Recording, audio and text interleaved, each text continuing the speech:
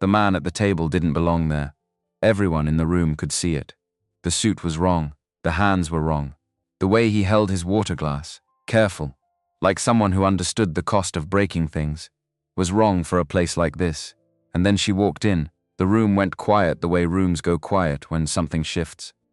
Not loud. The opposite. Conversations dropped half a beat. A fork stilled.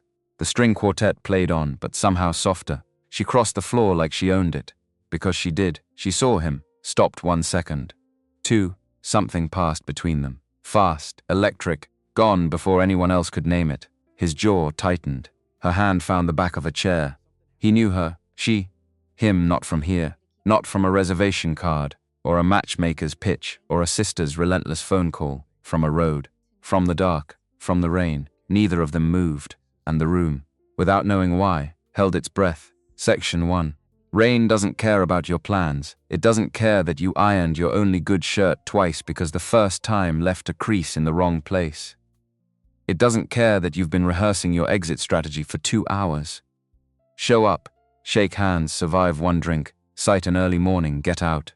It doesn't care that you're already running 15 minutes late because you took the wrong exit, and now you're crawling through downtown Seattle, behind a delivery truck that appears to have forgotten what a green light means. Rain just falls. Darnell Cooper gripped the steering wheel of his 2001 Ford F-150 and watched the wipers fight a losing battle against the windshield. The truck was old enough to have opinions. The heater worked on its own schedule. The passenger side mirror had a crack in it that turned every oncoming headlight into a starburst, which was either poetic or a safety hazard, and Darnell had long stopped deciding which, 34 years old. Single father, owner-operator of Cooper Restorations, a transmission and vintage engine shop in the industrial stretch south of Bellevue that his father had built with borrowed tools and unreasonable optimism. Tonight, he'd traded his work clothes for a charcoal suit that still smelled faintly of the cedar closet, where it had been hanging since his cousin's wedding 3 years ago. He did not look like himself, her stupor. He felt like a man wearing another man's life for the evening, and the evening hadn't even started. His phone buzzed on the passenger seat. He didn't need to look. Lorraine, his younger sister, had been texting him at 15-minute intervals since 5 o'clock, each message a variation on the same theme. Don't you dare bail. He knew her cadence. The first text was encouragement. The second was a reminder. The third was a threat dressed up as a question mark. He'd stopped reading after the fourth. The light ahead turned red. Darnell pressed the brake and exhaled slow, watching rain sheet down the glass in long crooked rivers. The dashboard clock read 6:18. The restaurant, the Carlisle Room. Downtown, the kind of place where the menu doesn't list prices because if you have to ask, the evening is already over. Had a reservation at 7. He had 42 minutes. And roughly 45 minutes worth of traffic in front of him. Which meant he was already going to be late. Which meant the woman would already be seated when he arrived. Which meant he'd have to do the walk. Her stall. Across the room, walk under the chandelier, light while the maitre d' led him to the table and everyone in the vicinity quietly assessed whether he belonged there. He'd done that walk once before, at a client dinner 3 years ago when the client turned out to own 4 restaurants, and wanted to hold the meeting at the nicest one. Darnell had ordered the second cheapest thing on the menu and spent the whole night feeling like a guest who'd accidentally wandered into the wrong wing of a museum. He was about to do it again. Voluntarily, because Lorraine had asked him. He loved his sister. That was the problem. 2 hours earlier she'd called him. Not texted, called, which meant she was serious. And delivered her case with the focused efficiency of someone who had been building to this moment for weeks. Her name is Stephanie. Stephanie Coldwell. She works in corporate management. She's smart, she's successful, and she is not interested in your bank account because she has her own. I need you to hear that last part, Darnell. She does not need your money. He'd been under the hood of a '67 Mustang when she said it, and something about that sentence made him set down the wrench. Lorraine, what? Why would the first thing you tell me about a woman be that she doesn't need my money? A pause. The kind that meant she'd already thought about this and was deciding how honest to be, because I know you. And I know that's the thing you're going to decide before you even sit down, that she's going to look at you and do the math and come up short. So I'm telling you now, that math doesn't apply here. He hadn't answered right away. And Lorraine, who understood silence the way most people understood language, let it sit. Just show up, she'd said finally. The Carlisle room. 7 o'clock. Wear the suit. That's all I'm asking. He'd shown up. He was wearing the suit.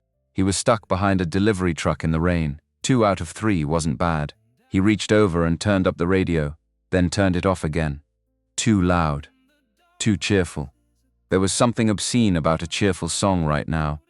In this truck, in this rain, going somewhere he didn't want to go to meet someone he was already convinced was wrong for him.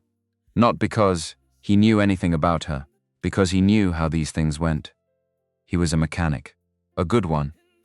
Maybe one of the best at what he did, which was taking old machines that other people had given up on and finding the specific place where something had gone wrong and putting it right. He had the kind of hands that other mechanics trusted and the kind of patience that clients paid a premium for, even if they didn't fully understand why his estimates were always exactly right and his timelines were always exactly met. But he was still a mechanic. And the woman on the other end of this evening worked in corporate management, whatever that meant, and lived in a world where dinner reservations at the Carlisle room were apparently a normal Friday night option. He'd looked the place up after Lorraine's call. The prefix started at $220 per person. He had $53 in his wallet and a credit card that was technically functional, if you defined functional as having $11 of available credit. He was going to have to let her pay, or he was going to have to pretend he needed the restroom at exactly the right moment, or, and this was the option gaining momentum, he was going to have to get through this evening on charm and conversation alone, which was, historically speaking, not his strongest event, not because he wasn't capable of conversation. He was. He talked to clients all day, explained complex problems in plain language, remembered the names of children and dogs, and anniversaries because those were the things that made people feel seen. He knew how to listen. He'd been told he was easy to talk to, which he privately suspected was a polite way of saying he didn't interrupt. But dinner conversation at the Carlisle room wasn't that. That was performance. Dress up. A 2-hour audition for something he hadn't decided he wanted yet. Judged by someone whose standards he couldn't guess and whose expectations he couldn't meet. If she was looking for the kind of man who owned things and moved through the world as though it expected him. He didn't move through the world like it expected him. He moved through it like a man who'd learned to work with what was in front of him. The traffic broke. He took the Mercer Island exit without deciding to, the instinct clicking in before the conscious thought.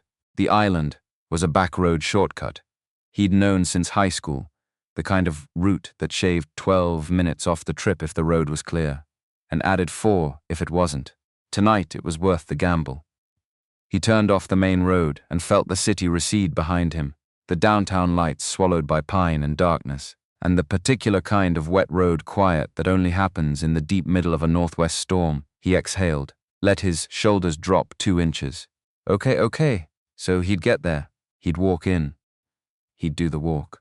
He'd find the table and sit across from Stephanie Corporate Management on Coldwell, and he'd have 1 drink and he'd try, genuinely try, to find something real in the next 90 minutes before the polite exits became necessary. Lorraine believed in this. That was worth something. Zoe was home with his former mother-in-law. The woman had never stopped showing up for Zoe, which was more than could be said for her own daughter. And she'd waved him off with the specific cheerfulness of a grandmother who thought he needed this more than he wanted to admit. Zoe had looked up from her Lego project long enough to say, "You look different," in a tone that wasn't quite a compliment. Her stall was simple, and then gone back to her engine assembly with the focused serenity of a 7-year-old who had inherited her grandfather's ability to shut the world out when there were moving parts to consider. She was going to be fine. He was going to be fine. He just needed to survive the next 2 hours without accidentally revealing that he'd looked up the menu prices online and nearly had a cardiovascular event. His headlights swept around a bend in the road. He saw the chrome first, just a flash of it, the way light catches something wet and rounded, and immediately recognizable to anyone who has spent enough years around machines. That particular high-gloss reflectivity that belongs to a very specific family of automotive design. His foot came off the gas before he'd processed why. The truck slowed, his eyes adjusted there, on the narrow gravel shoulder, low to the ground, long hood, that unmistakable silhouette, the extended nose and fastback curve of a Jaguar E-Type, vintage, sitting slightly askew with both front tires edged into the wet grass, no lights, no running lights, no hazards, nothing. Just the car, in the dark, in the rain, on a road that didn't have another turn-off for 3 miles. Darnell stopped the truck. He sat there for exactly 4 seconds, because he was late. Because he was already mentally catastrophizing about the walk. Because he had $53 and a maxed credit card, and a dinner reservation he was terrified of, and the last thing he needed was a detour. He turned on his hazard lights and got out. The rain hit him immediately, cold and committed. The kind of rain that doesn't ease up, just continues in the same relentless key until you stop noticing it and accept that you are now wet, and this is your life. He turned up his collar and walked toward the Jaguar, his shoes hitting the gravel with a crunch that sounded too loud in the quiet. He wasn't running. There was no reason to run. Either someone was in the car, or they weren't, and either way, running wasn't going to change it. His father had taught him that, the particular patience of a man who walked toward problems at a steady pace. Because haste made you miss things. He got close enough to see the condensation on the inside of the windows. Someone was in there. He tapped the glass 3 times, light, the knock of someone who is trying to communicate, not intimidate. Nothing for a moment, then the window came down. 2 inches, maybe 3, just enough. The smell of rain on leather and something floral. Expensive, controlled, the kind of perfume that doesn't announce itself, but stays with you after the person has left the room. He registered it without cataloging it. What he cataloged was the set of the jaw he could see through the gap, and the way the shoulders were held, and the precise quality of silence coming from inside the car, which was not the silence of fear but of someone deciding how much information to release. You okay in there? He raised his voice enough to carry over the rain. A beat. I'm completely fine. Flat. Even. The voice of someone who had been completely fine in worse situations and had a long list to prove it. My security team is on the way. Darnell glanced at the dashboard. Dark. No glow, no radio light, nothing on. He looked back at the gap in the window. Security team's going to have a time of it. The main highway's backed up 3 miles. I came through the back because I thought it'd be faster. A pause. It was faster. Silence. I'm a mechanic, he said. Not a performance. Just a fact. And that's a 69 E-Type, and it's sitting dark on a wet shoulder, and I'm going to take a guess that the distributor cap got wet. He took a half step back from the door, giving her the space. You can tell me to go away. That's a real option. But if you don't, I can probably have it running in 20 minutes. The interior of the Jaguar was quiet for what felt longer than it was. Then the hood latch released with a soft mechanical thunk. Section 2. Darnell walked around to the front of the car, lifted the long clamshell hood with both hands, and clicked on the flashlight he kept in his jacket pocket. Not a phone flashlight. An actual flashlight, heavy-duty, waterproof, because he'd been the kind of man for 15 years who carried a real flashlight in his jacket pocket and stopped apologizing for it around year 7. The engine bay was beautiful, even like this, even dark and wet in the middle of a rainstorm on a road going nowhere. The inline 6 sat in there like a piece of industrial sculpture, the kind of mechanical confidence that came from a design that had been right the first time and didn't need to change. He'd worked on 2 E-Types in his career, and both times it had felt less like a job and more like a conversation. He found the distributor cap. Moisture inside the casing, exactly where he'd expected it. Classic. Predictable. The kind of problem that was embarrassing only if you didn't know it was coming, and almost forgivable if you did. He heard the car door open, footsteps on gravel, measured. Not hurried. Then a canopy of darkness above him shifted, and the rain stopped hitting the back of his neck. He looked up. She was standing beside him, holding an umbrella, large, dark, well-made, angled to cover both the open engine bay and the man working in it. She hadn't asked whether he wanted cover. she'd just provided it. He registered several things at once, in the way you register things when you're not trying to register them. That she was maybe 30, early 30s, that she was wearing a dress that cost more than his monthly truck payment, that she was standing on wet gravel in heels without adjusting her posture a single degree, and that she looked out at the road the way he sometimes looked at engines, not waiting for something to happen, but watching to see what would reveal itself. You didn't have to come out. He went back to the cap, working the fasteners carefully. I don't like being a passenger in my own problems. He almost smiled. Didn't. Fair enough. She looked into the engine bay. What is it? Distributor cap. Water got in and shorted the ignition sequence. It's why you lost power all at once rather than gradually. When it goes, it goes. Can you fix it here? Not a question, exactly. More of a calibration. Well enough to get you somewhere with better options. He pulled the cap free, held it up in the flashlight beam, confirmed what he already knew. You've got a cloth in the car? Anything dry. She was quiet for a moment. I have a cashmere scarf. That'll do. She got it without argument. He didn't look up when her heels clicked away on the gravel, or when they clicked back, or when she held the scarf out. He took it, examined it once, and began working. The fabric was extraordinarily soft and cost more than he wanted to think about, and was about to get motor oil on it. It's going to be ruined, he said. Her voice was steady. Everything useful eventually is. He worked in silence for a minute. The rain kept going. The umbrella held. He reached the part where the silence had lasted long enough that it either needed to stay silence or become something else, and they both seemed to feel it at the same moment, because she said, "You're dressed for something." He glanced down at his jacket. "Right, the suit, yeah, you're late, getting later, where?" "The Carlisle room." He fitted the dried cap back into place, checking the seal. "Blind date, my sister set it up.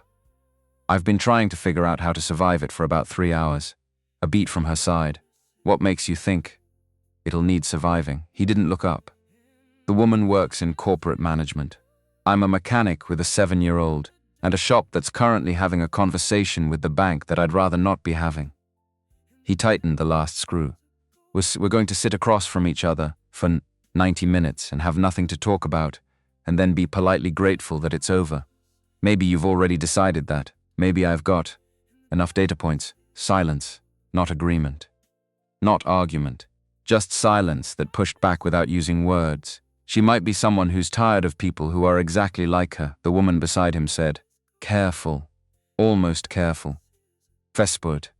Like she'd thought about this before and wasn't sure whether she was sharing or confessing. She might be surrounded by rooms full of people who talk the same way and want the same things, and she might have forgotten what it sounds like when someone says exactly what they mean. He stopped. Looked up. She wasn't looking at him. She was looking at the road.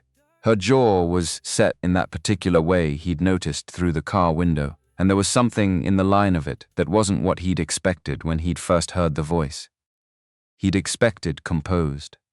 She was composed, but underneath it, if you looked at the jaw and not the eyes, you could see the composition was work. That it was a thing she was doing, not a thing she simply was. "The person with the duct tape," he said slowly, "is usually the only one who knows how to fix what falls apart." She looked at him then, not performing surprise. Actual surprise, the kind that happens before the face catches up. "I was going to say something like that," she said. "I know." He didn't fully know why he said that, but it sat between them without complaint. He stood up, closed the hood with both hands, the way you close something that deserves care. Try turning her over. She was already moving toward the door. He stood in the rain. Without the umbrella now, she'd lowered it when she moved to the car, and listened. The engine turned, hesitated. Coughed twice in the way that old engines cough when they're deciding whether to cooperate. Then it caught. Her stall. The udder settled into something low and even and deeply satisfied. The sound of a machine that had been fixed by someone who understood it. And the particular quality of that sound in the wet night air was something he'd never exactly found the word for. Relief was part of it, but it was more specific than relief. It was the sound of something that had been about to be given up on, deciding not to be. She got out of the car. She walked to him and held out the cashmere scarf. Ruined now, dark with grease along one edge. He started to take it from her, and she pressed it into his palm directly. Her fingers were warm. He registered that without deciding to. I'm Stephanie, a beat. Friends call me Stevie, Darnell. He folded the scarf around the worst of the grease. Take the corners slow. Roads are slick all the way into downtown. Good luck with your dinner. Good luck with yours. She nodded once. The kind of nod that contains a whole sentence. He walked back to his truck, heard the Jaguar ease off the shoulder and onto the road. Heard it accelerate away, that inline six finding its stride, the sound diminishing toward the city lights. He sat behind the wheel for a moment. He didn't examine it. He didn't turn it over. He just let it sit there. The slight wrongness of a conversation that had ended too quickly. The sensation of having said true things to a stranger in the rain and having her say true things back, and not knowing what to do with the fact that a stranger in the rain felt easier to talk to than the dinner he was driving toward. He put the truck in gear and drove. Section 3. The Carlisle room was exactly what he'd expected it to be, which somehow made it worse. The lobby alone was a statement. Dark wood paneling, brass fixtures that were genuine and not ironic, lighting so precise it managed to be warm and clinical at the same time. The kind of lighting that made everyone look either very beautiful or very out of place, and Darnell knew without checking a mirror which category he was occupying tonight. He stopped at the host stand. A man in his 40s looked up, not unfriendly, exactly, but with the particular practiced neutrality of someone who spent his evenings making invisible assessments. Cooper. Party of two. Darnell kept his voice level. Reservation under Coldwell. The host checked his screen. Of course. This way, please. He was led through the room. It was a long walk. The tables were the kind with actual space between them. Her stall was the kind where conversations didn't carry. The whole architecture of the room was designed to make you feel that you and the three other people at your table were the only people who existed. The clientele matched the room. People who sat in expensive clothes with the ease of people who'd been wearing expensive clothes long enough that it wasn't something they thought about anymore. Two women, near the window, were speaking in low voices over what appeared to be an untouched bottle of something old. A man in his 60s held a menu without looking at it, speaking to a younger man who was nodding at intervals with the expression of someone whose job required sustained nodding. Darnell's shoes made a sound on the floor that he wished they didn't. The host stopped at a semicircular booth near the back wall, facing the floor-to-ceiling windows and the rain-blurred glow of the bay beyond. The booth was empty. He sat. The host left a menu the size of a small door. He opened it facing away from the room, which helped nothing. The print was fine and well-spaced, and the prices were presented without apology. A filet, $180. Asparagus, the vegetable that grew in the ground, $40. Hoa. He did not look at the wine list. He would not be looking at the wine list. He ordered water from the server, who appeared without announcement, smiled in a way that he hoped communicated that he was a perfectly normal human being having a perfectly normal evening, and put the menu face down on the table 647. He was early, technically, relative to the reservation. He was late relative to when he'd meant to arrive, but that was a different problem. His phone had 3 more texts from Lorraine, which he read in order. You're in there, right? Darnell. He typed back. Yes. Sitting. She's not here yet. Sent it. Watched the 3 dots appear and vanish twice before Lorraine responded with a single line. Do not read the menu. Too late. He looked at the rain on the window. Watched a bead of water make its crooked way from one edge to another, branching, rejoining, finding the line of least resistance through the dark glass. He thought about the woman on Mercer Island, not extensively, not with any particular intent. Just the way a sound stays in the ear after the source has gone, that low idle exhaust note receding into the wet trees, and her voice saying the person with duct tape. And the way she'd pressed the scarf into his hand without being asked. He was still thinking about it, in a mild and unfocused way, when the temperature of the room changed. He felt it before he located it. Just a shift. The way the ambient sound of conversation altered slightly. The way a room with many separate energies briefly turns in the same direction. He looked toward the entrance. A woman had walked in.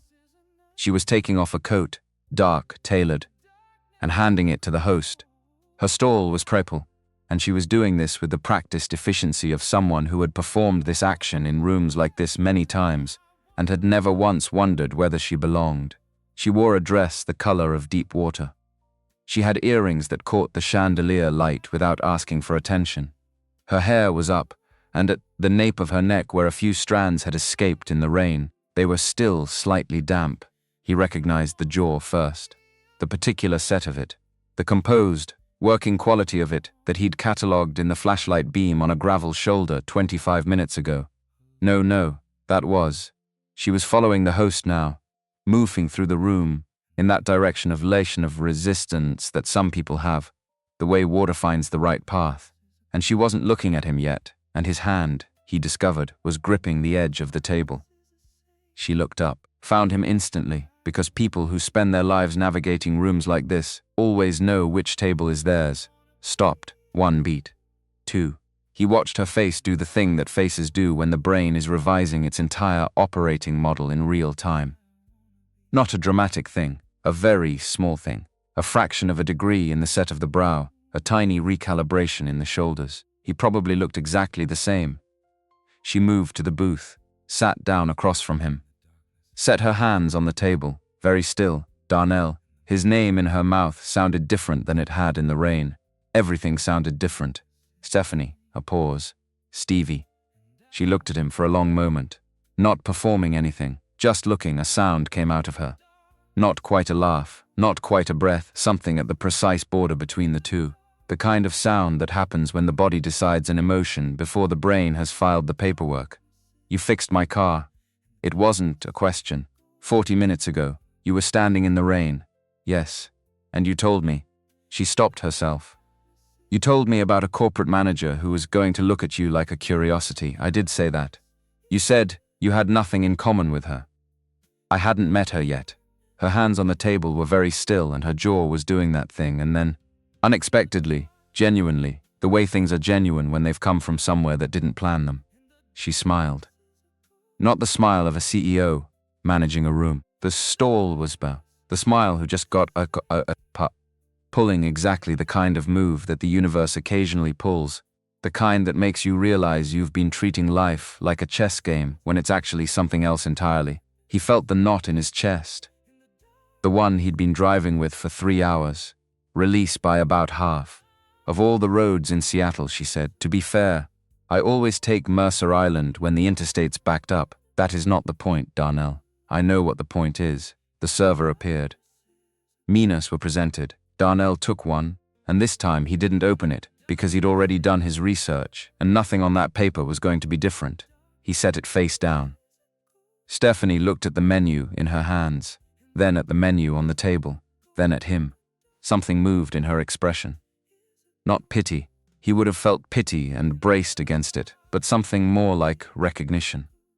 Like a woman who was very good at reading rooms, and had just read this one, and had quietly decided something.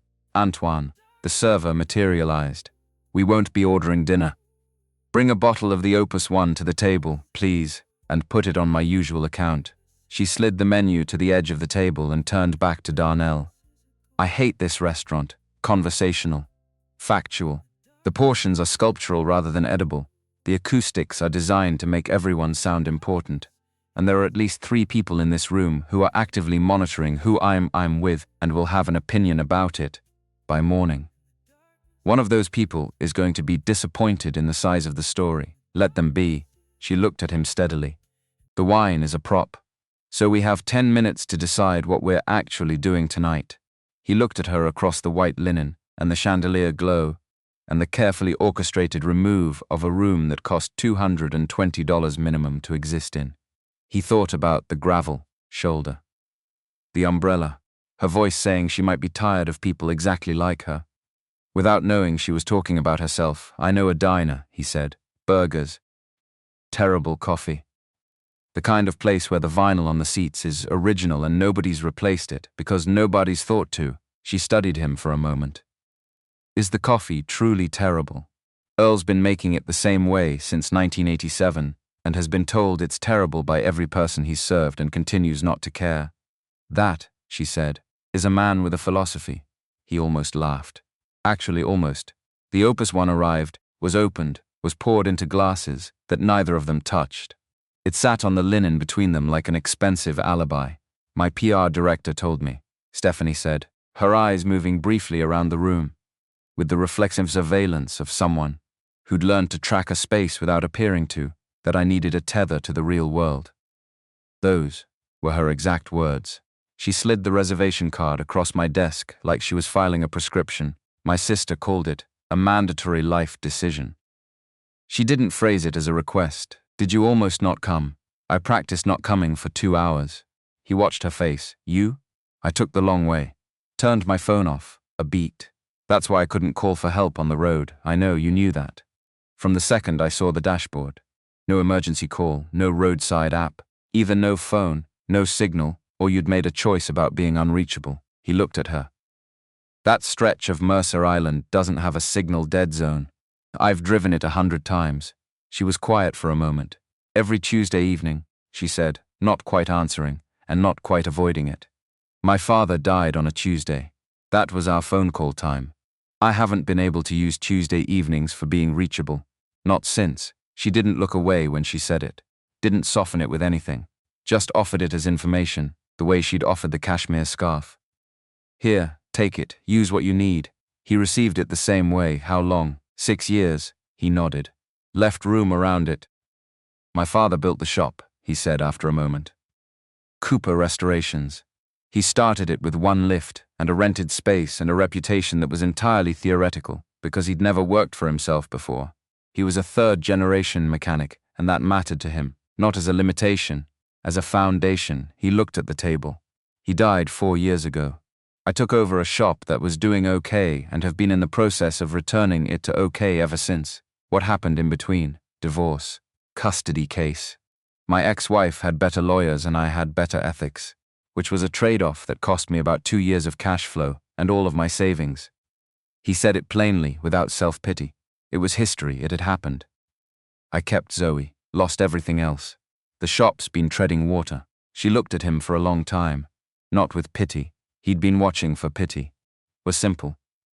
With the focused interest of someone who had stopped performing interest in other people a long time ago, and was now experiencing it genuinely, and was slightly surprised by what that felt like.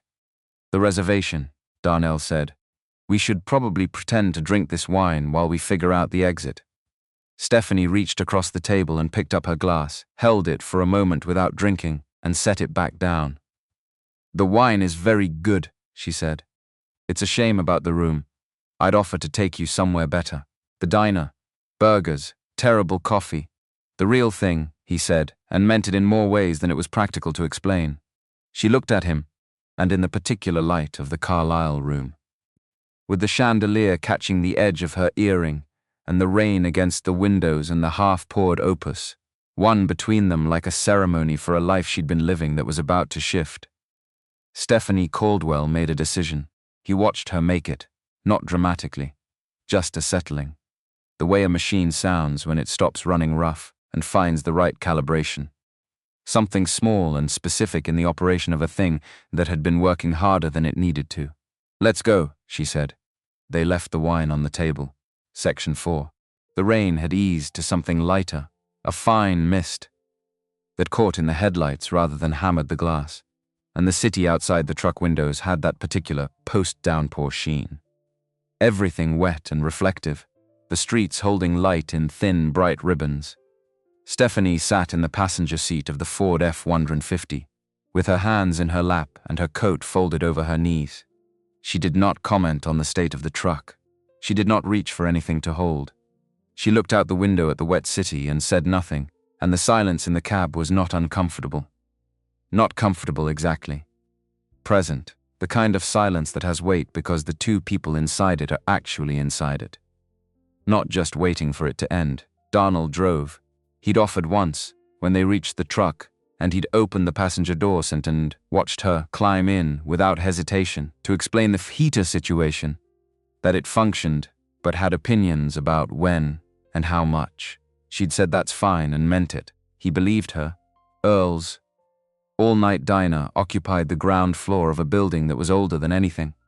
Around it by at least 40 years, situated on a corner in the Sodo neighborhood between an auto parts supplier and what had been, in different decades, a hardware store, a laundry, and most recently, a CrossFit gym that had lasted 14 months.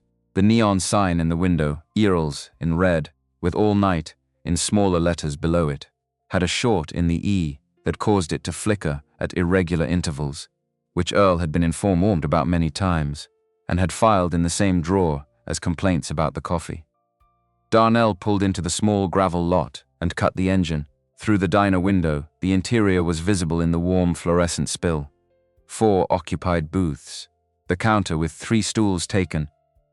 Earl himself behind the pass-through window in the back, moving around the kitchen with the unhurried competence of a man who had been doing exactly this for 27 years. Stephanie looked at it through the windshield, not with apprehension. With the studied curiosity of someone encountering a thing that was entirely outside their usual operating range and was actively deciding what they thought about that, rather than defaulting to a position they'd inherited. "Ready?" Darnell asked. Her voice was dry and certain. "I've been to 3 consecutive board dinners this week where the centerpiece cost more than my first car. I am extremely ready." He got out. She got out. They walked to the door and the little bell above it announced them to nobody in particular. Earl's head appeared in the pass-through. He looked at Darnell, looked at Stephanie, back at Darnell. His expression did not change, which was itself a kind of expression.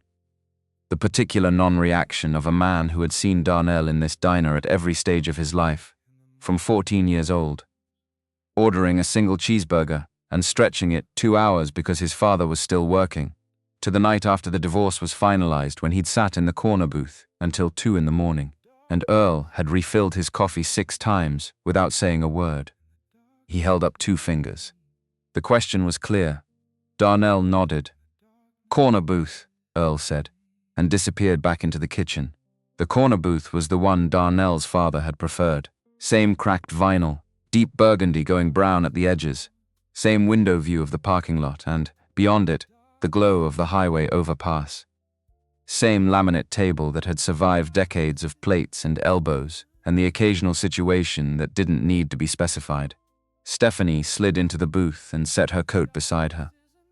She looked around the diner with those steady eyes, looked at the other booths, the people in them, the menu board above the counter that had clearly not been updated since the prices last changed, which was a while ago. She looked at the mounted fish above the register that Earl had put up in 2003 and refused to take down despite ongoing feedback. She looked at the Sonic's pennant on the wall beside the coffee station, which was a statement about loyalty that required no explanation.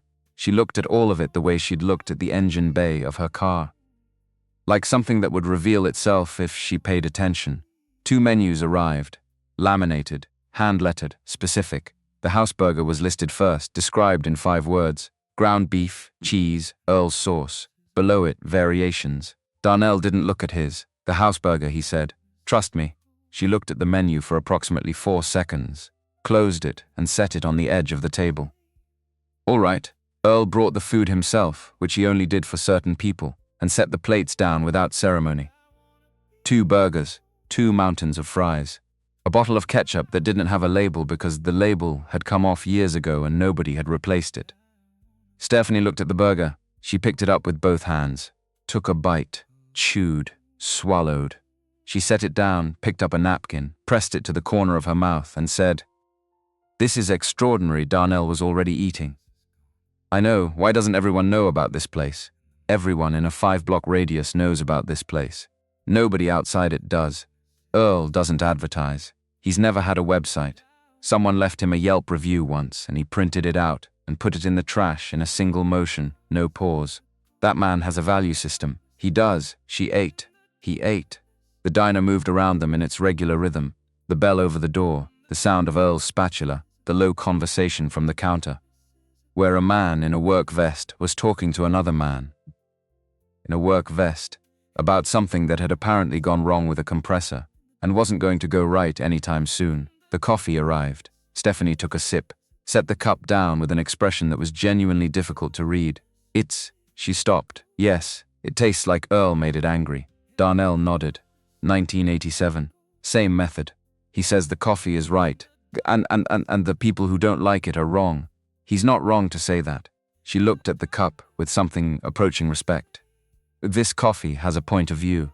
He looked at her across the table and thought about the Carlisle room and the 2-inch window and the cashmere scarf folded around motor grease, and he thought about Lorraine saying, "She doesn't need your money, Darnell," and he thought about the way Stephanie had stood in the rain holding an umbrella over an engine. She had no obligation to protect. "Tell me something true," he said. She looked up. Not startled, like she'd been waiting for that sentence. "I haven't eaten at a place like this in 4 years," she said. "My assistant books all my meals. Every restaurant is vetted. There's a protocol." She picked up a fry and pointed it at nothing in particular. "I forgot that food could smell like this." "Like what?" "Like something made by someone who's been doing it long enough to stop caring whether you like it. Earl would be moved by that. He would hate it. He would hate it and he'd be moved." Darnell watched her. "Your turn. Tell me something that's not for the pitch deck." She was quiet for a moment, not evasive. "Finding the right thing. I approved a $15 million acquisition this morning, and then spent 40 minutes thinking about what Zoe was like. Not a different Zoe. Your daughter. Monica mentioned you had a daughter when she gave me the background, and I've been thinking about that detail since before I even got in the car, tonight, and I cannot explain to you why that detail is the one that stayed." He looked at her. 7, he said. "She turns 8 in March. She's currently building a Lego recreation of a Pratt & Whitney turbofan engine at approximately 1/5 scale, and she is upset that the tolerances on the Lego system make it inaccurate." Stephanie set down her coffee cup. "She sounds," she said, with a precision that suggested she was choosing the word carefully, "like someone worth knowing. She is." He didn't embellish it. Just, "She is." They sat in Earl's diner for 3 more hours. They ate the burgers. They drank the coffee. Darnell ordered pie at some point, cherry, from the case at the counter, and Stephanie ate half of it with the focused satisfaction of someone for whom pie had not been a recent feature of life. She talked about her father, about the company she'd inherited at 26 and rebuilt in the years that followed, in the face of a board that had been skeptical and a market that had been unkind, and a rival named Victor Bryant, who had, 3 times in 6 years, attempted to engineer outcomes that would require her signature on a document she hadn't agreed to. She talked about it the way she'd talked about everything tonight. Directly, without performance, with the specific honesty of someone who'd spent so long in rooms where everything was managed that being unmanaged felt like removing a piece of equipment she'd forgotten was heavy. He told her about his father, about the shop, about learning to rebuild an engine at age 11 on a Sunday afternoon, with the radio going and the old man's patience, immense, specific patience, the kind that doesn't come from being relaxed, but from understanding that some things exactly as long as they take, and resisting that is just waste. About the custody case, and what it cost and what it didn't take, which was Zoe, which was the thing that mattered. About the letter from the bank that was sitting on his workbench right now, under a '67 Mustang rocker arm he'd been using as a paperweight. She listened, really listened. Not the listening of someone waiting for their turn, but the listening of someone for whom this conversation was currently the most important thing in the room, which in a room with Earl and a Sonic's pennant, and coffee made with philosophical conviction, was not a low bar. Somewhere around midnight, Earl refilled their coffee for the last time and turned off the neon sign in the window, which was his signal that the diner was not technically closed but was entering its private hours where only people Earl had decided were okay could remain. They remained. At 1:20, Stephanie looked at her hands on the table. "This is the longest I've talked to someone," she said, "who wasn't trying to get something from me in return." He thought about that. What do people usually want? Access, information, a favorable contract, a reference, a quote for a profile piece. She turned her water glass once on the table, a small, contained motion. "The last man I went on a date with, a year ago, set up by Monica. Spent 40 minutes asking questions and then pivoted to a business proposal so smoothly that I genuinely couldn't identify the transition point. What did you do?" I thanked him for the proposal and had Monica send a polite decline the next morning. A pause. "The proposal was actually not bad, which made it worse." Darnell laughed. It surprised him slightly. Not the laugh itself, but the quality of it. The ease of it. The absence of the self-consciousness he'd carried into the evening like a second coat. She was watching him laugh with an expression that was unguarded in a way he suspected she would normally have caught before it showed. "What?" he said. "Nothing." She picked up her coffee. "You laugh like someone who doesn't do it halfway. Should I be doing it halfway?" "No," she said it quickly, definitively, then looked away at the window, and he watched the particular composition of her face in the reflection. The jaw still set, but differently now, the working quality of it eased by several degrees. Section 5. He drove her home at 2 in the morning. The house was on Washington, gated, set back from the road, landscaped in the way that only happens when someone has put serious thought into the space between the gate and the front door. He pulled up to the entrance and stopped the truck. She didn't get out immediately. She sat for a moment, her coat in her hands, looking at the gate. "I'm going to tell Monica it went fine," she said finally. "Is that what it went?" "I don't have a better word for it." A pause. "It went further than fine. But Monica will make something of further, and I'm not ready for Monica to make something of it." He understood that.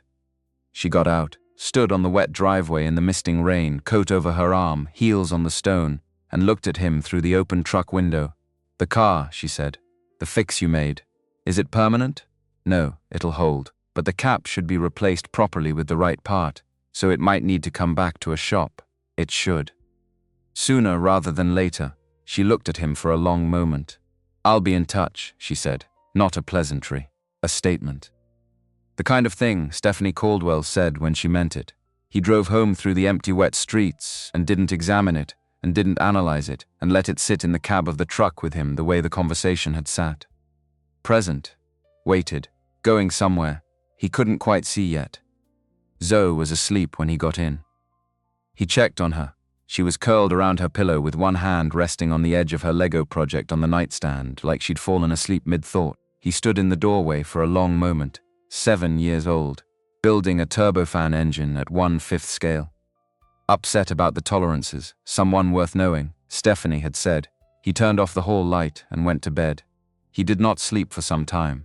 He lay in the dark and listened to the rain, thinning out against the window glass, that slow diminishment from downpour to drizzle to silence, and thought about the specific quality of a conversation that ends before it's finished. Not unfinished badly. Unfinished the way a good song ends. You put it down, but it keeps going in your head, finding the next note on its own. He didn't know what to do with that. He figured he'd find out. Section 1. 3 days. That was how long Darnell Cooper did not call. Not because he forgot, not because the evening had settled into the category of pleasant, but done, the kind of dinner you know reference once to the person who set it up, and then file quietly in the drawer where things go when they were good enough, but not quite enough. He didn't call because he was 34 years old, and he had a daughter, and a shop, and a bank notice that had moved from the workbench to the kitchen counter, because he kept picking it up and putting it somewhere else, as though location was the variable. He didn't call because Stephanie Coldwell had said, "I'll be in touch," with the quiet certainty of someone whose words had always done exactly what she sent them to do, and he was not going to be the man who didn't hear that, and because calling felt like a thing you did when you knew what you were calling toward, and he didn't know yet, and not knowing, that specific kind of not knowing, the kind with heat in it, was not a state Darnell Cooper had a lot of practice sitting in. So he worked. The Mustang was close.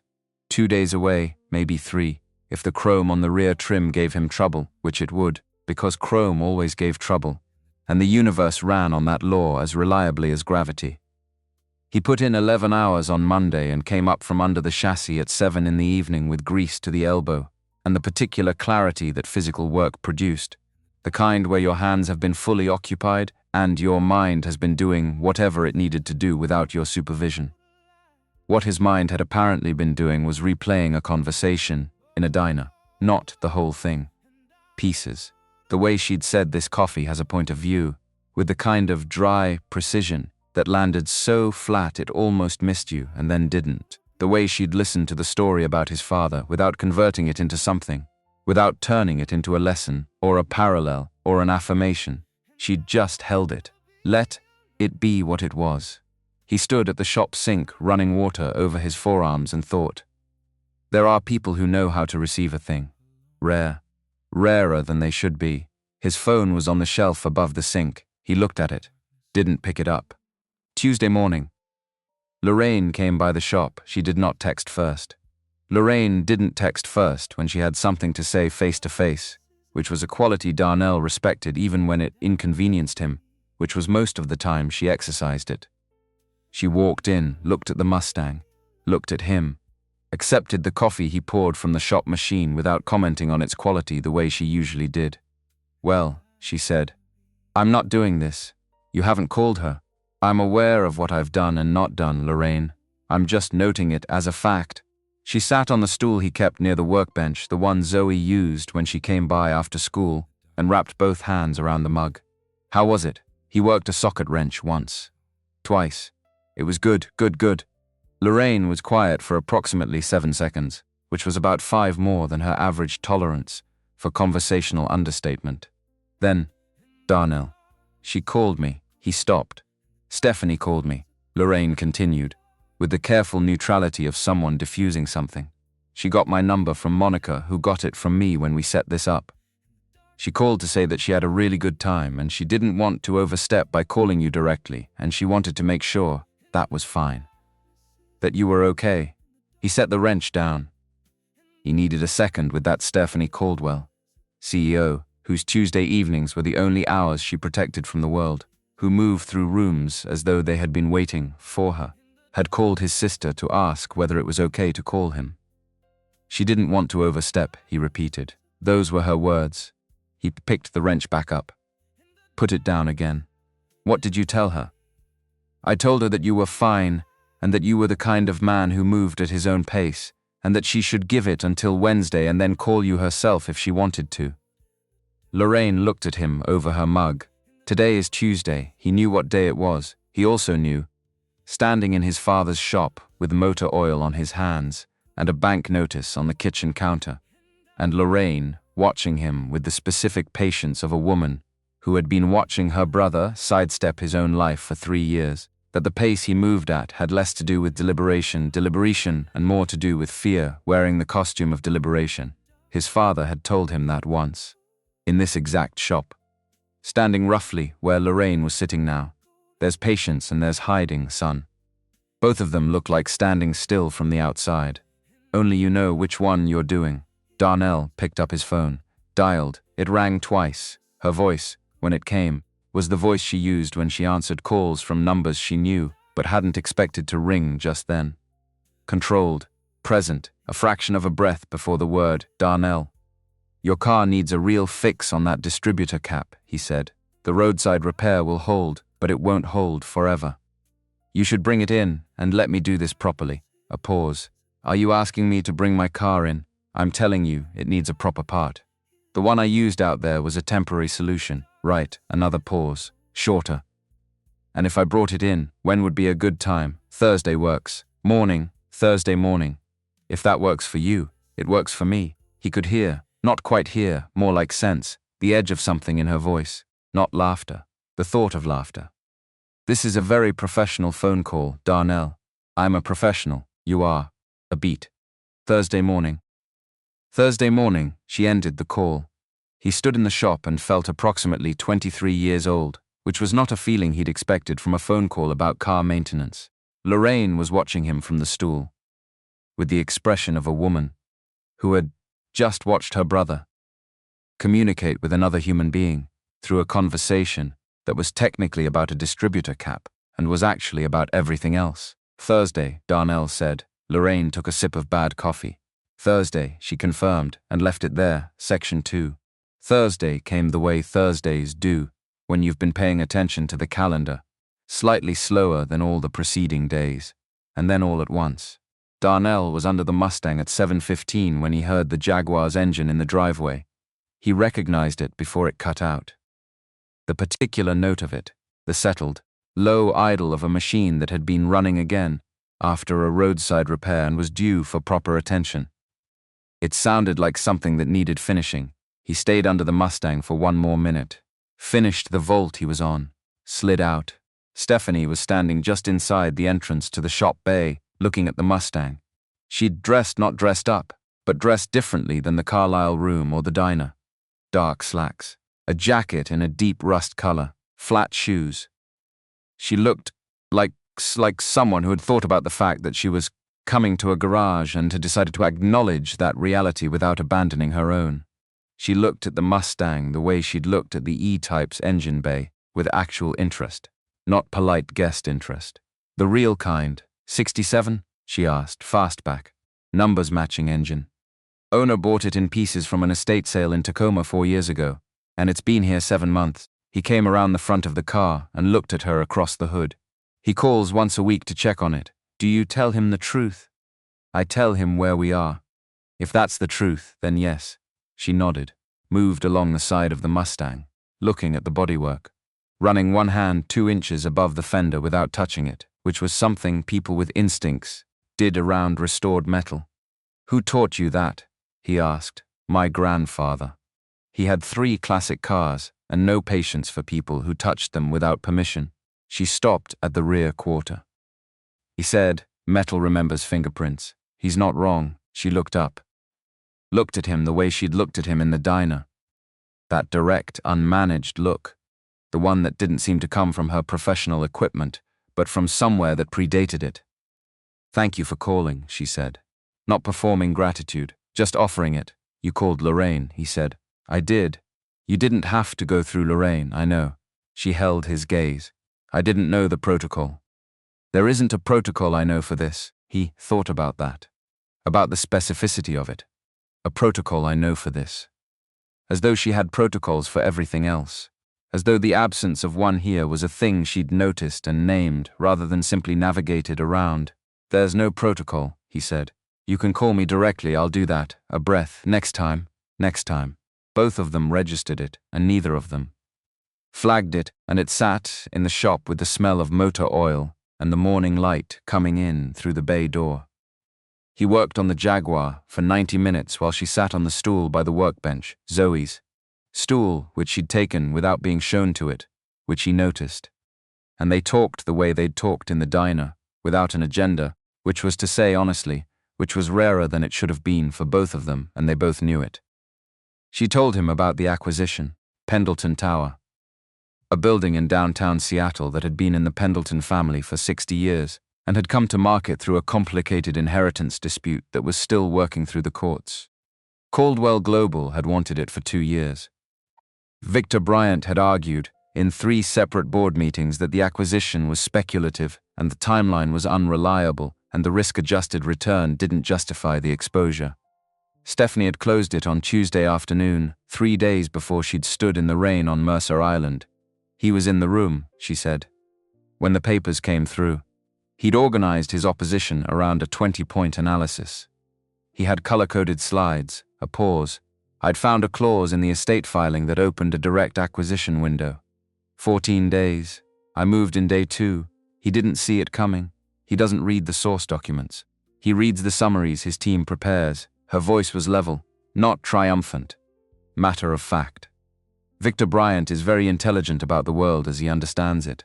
The problem is that the world as he understands it stopped updating about 8 years ago, and he hasn't noticed. What does he want to run the company?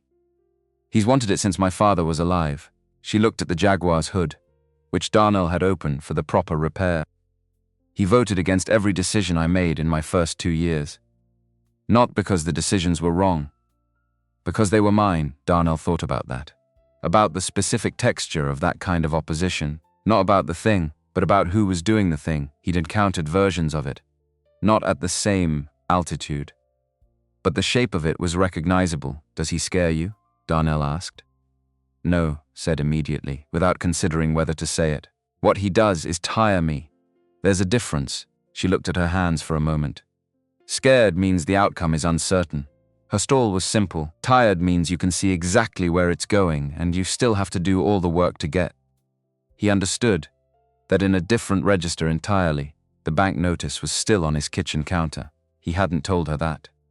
Not specifically. He'd told her about the shop treading water in the diner, but not the number, not the timeline, not the days that were contracting while they'd been having this conversation. He didn't tell her now either. She was here for the car. That was the right boundary and he intended to keep it. He replaced the distributor cap. A proper replacement, the right part sourced from a Jaguar specialist in Portland, overnight shipped, which had cost him $47, that he'd put on the nearly dead credit card, without deliberating, because some things were worth doing right. He checked the ignition timing, ran the engine through a warm-up cycle and listened to it with the close attention that the car deserved. Then he told her, "Try it." She got in, started the engine, revved it twice, lightly, from the driver's seat, through the open door. He heard her exhale. "That's different," she said. "That's what it's supposed to sound like." She sat with it running for a moment, her hand on the gear shift, and he could see on her face the specific satisfaction of a person who has gotten a thing back that they'd been without. Even if only briefly, even if they hadn't fully registered the absence until the thing returned. She cut the engine and got out. "What do I owe you?" she said. He'd thought about this. Parts and labor. $420. She looked at him for a beat longer than the question required.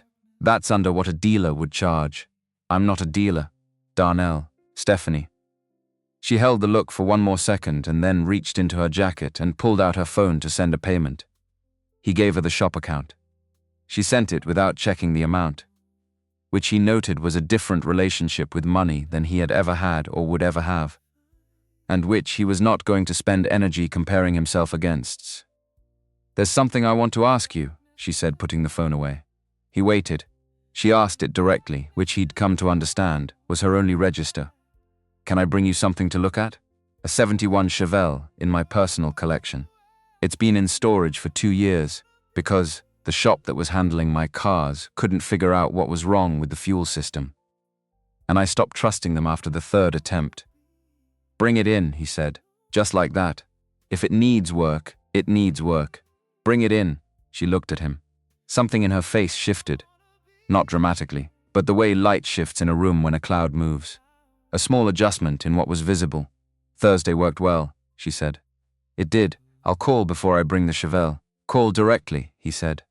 "Not through Lorraine, directly," she agreed, and for the first time since she'd walked into the shop, something close to warm crossed her face. Not quite a smile, the thought of one, which was enough.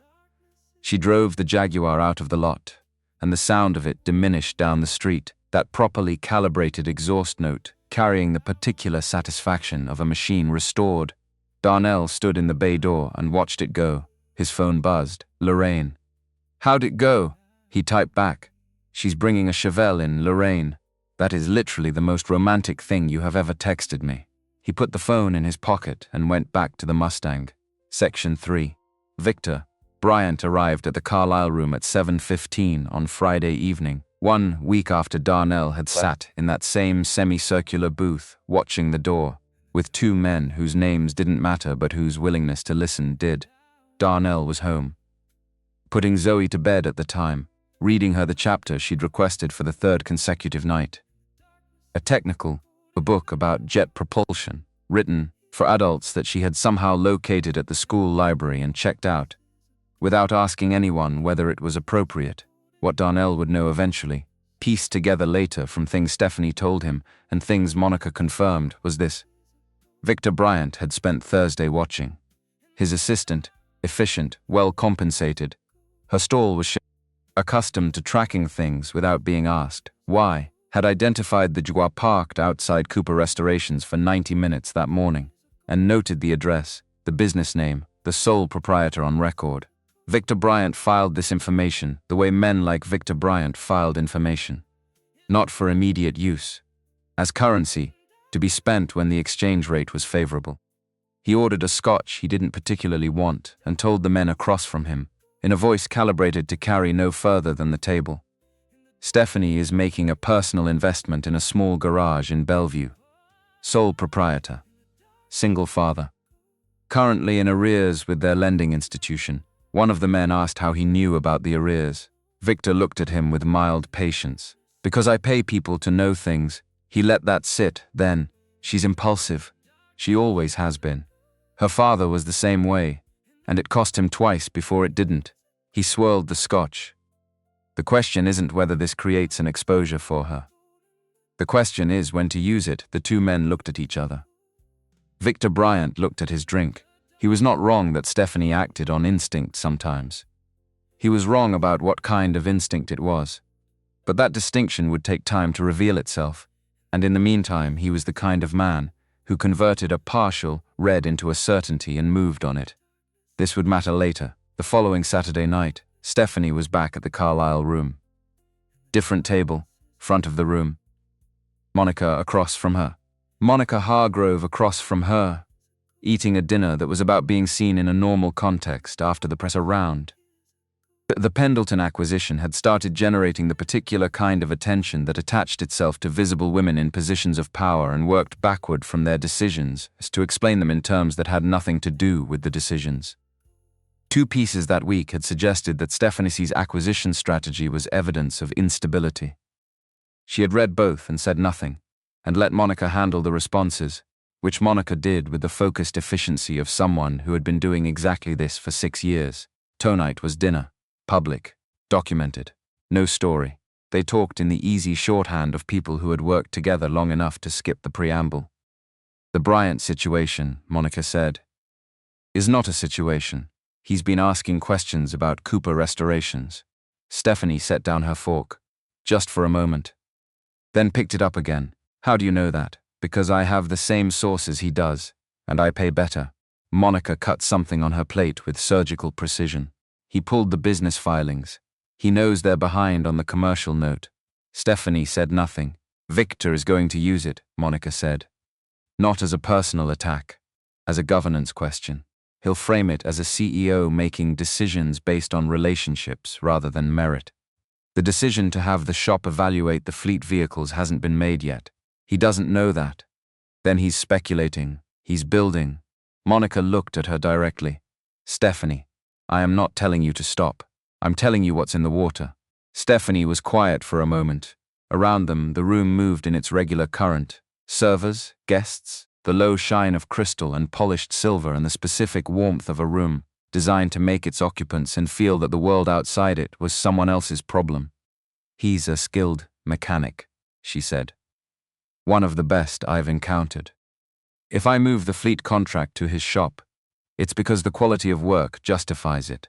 And if someone asks whether the quality of work is how you found him, then I'll tell them I was stranded on Mercer Island in a rainstorm and he fixed my car in 20 minutes and I made a professional judgment.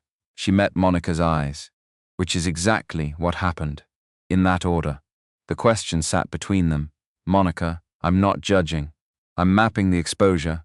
Map it. Then, the exposure is that Victor will use the personal angle to question the professional decision, and if the professional decision doesn't have 3 times the documentation it would normally need, it will look like you can't separate the two.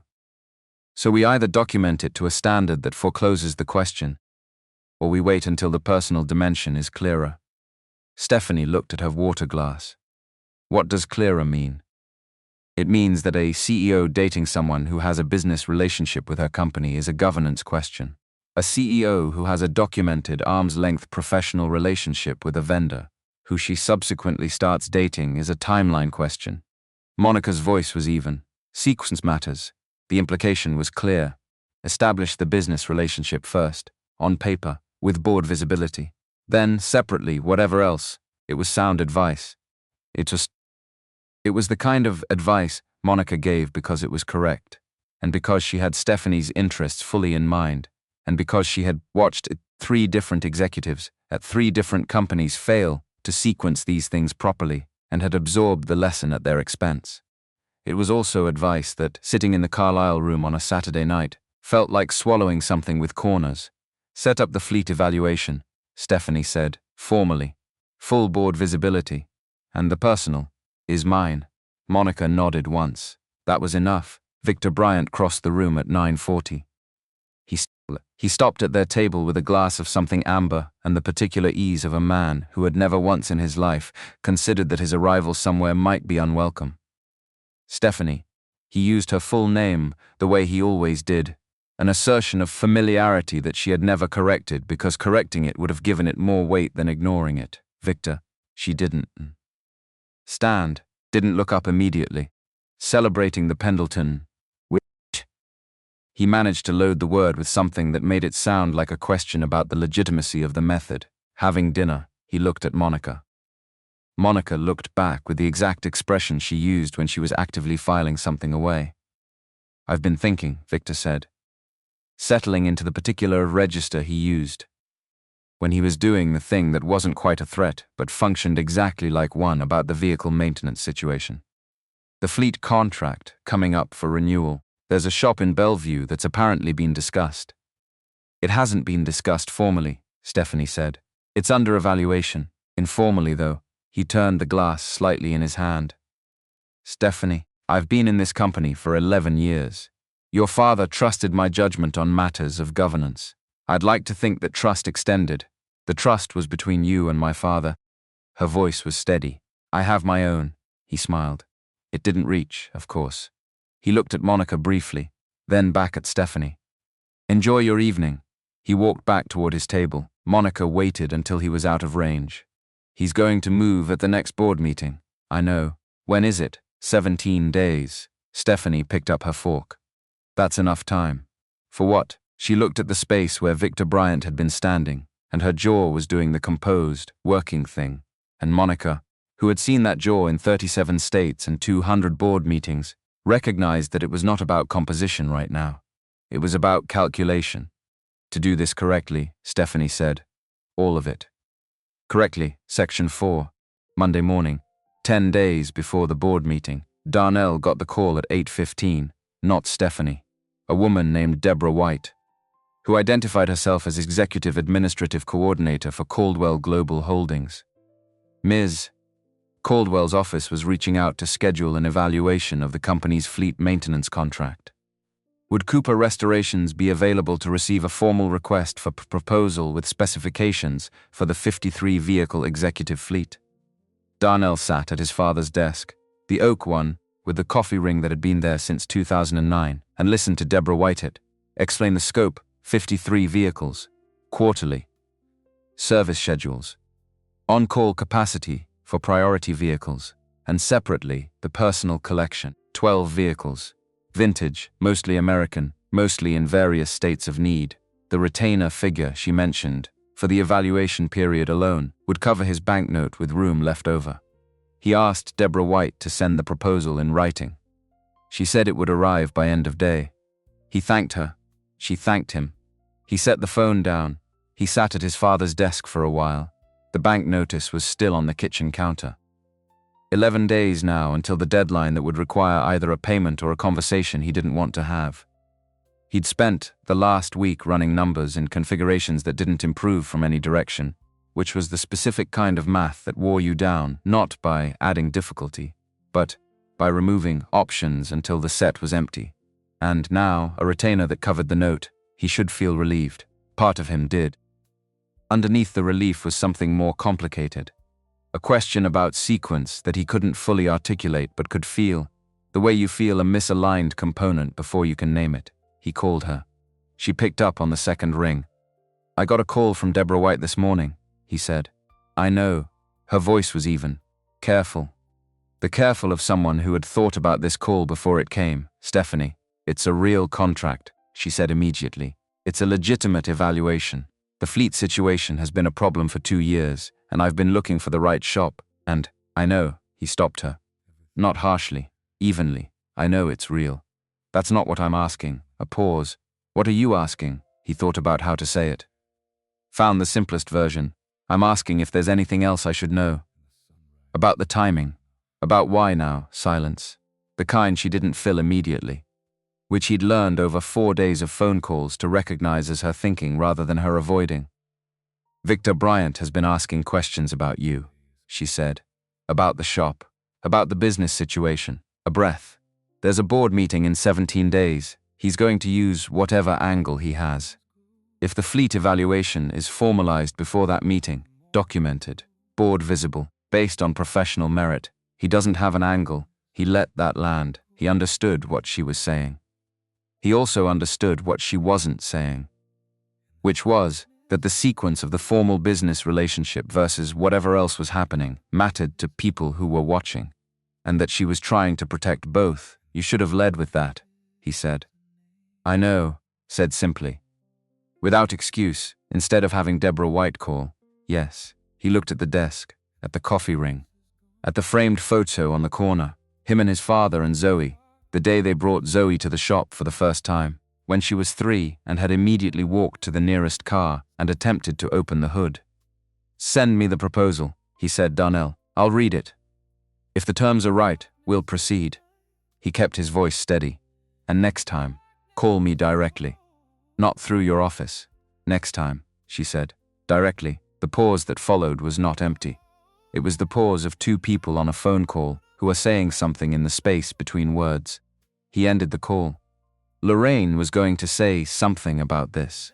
He was going to have to not tell Lorraine about this until he'd figured out how he felt about it, which was going to require at least 48 hours and probably the full disassembly and reassembly of something complicated. The proposal arrived at 4:52 that afternoon. He read it twice, then a third time with a notepad. The terms were clean, more than fair. The evaluation period structure was standard for a corporate fleet contract. The scope was real. Any shop willing to look at it would recognize immediately that it represented 18 months of stable, substantial work, the kind of work that turned treading water into moving forward. There was nothing in the document that looked like charity, which didn't fully resolve the question he was sitting with. But it helped. He drafted a response, kept it professional, accepted the evaluation terms, proposed a start date for the first fleet inspection, signed it Cooper Restorations, Darnell Cooper, proprietor, sent it. His phone rang 40 seconds later. Not Stephanie, Lorraine. He let it go to voicemail section 5, 9 days before the board meeting.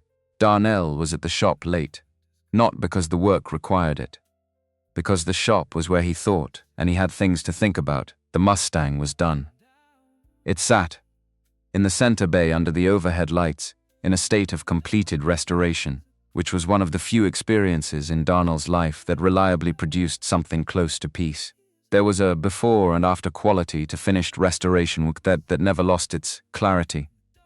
You started with something broken, applied everything you had, and ended with something that ran exactly as it was designed to run.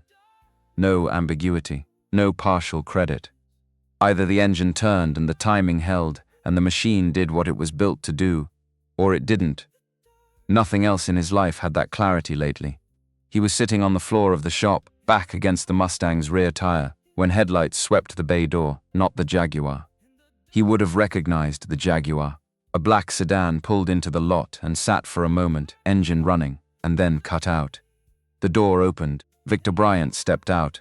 Darnell stayed where he was. Victor Bryant walked to the bay door, which was open, and stopped at the threshold. He looked around the shop with the expression of a man who had been to many places and was currently in one he would not have chosen. Then he looked at Darnell on the floor. Mr. Cooper, not unfriendly, calibrated, the voice of a man who had spent decades delivering things in voices they didn't deserve.